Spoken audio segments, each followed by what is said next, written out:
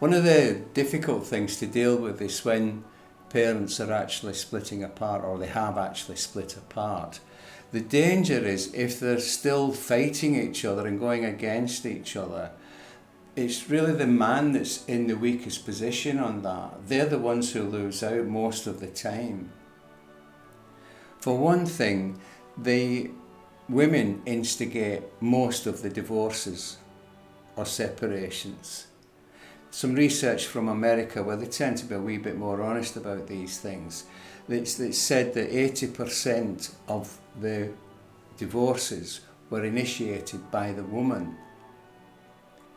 Now, we know the women are at fault. It's no good saying, well, they're like that because the men are unreasonable. Yes, I'm sure they are, but that's not the main reason.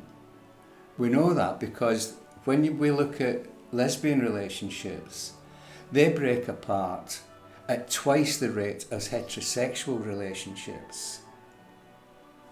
Another fact that is a wee bit disturbing from our point of view regarding the children, when a child is brought, or when children are brought up with a single dad, in a single dad's household, they fare just as much or just as well as children from a household where both parents are together.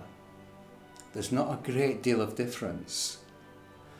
The vast majority of domestic abuse is perpetrated by the maternal family and friends or the mother.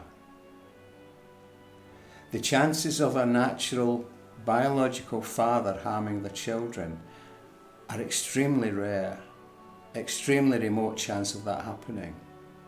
Simple reason, they're more likely to be caught.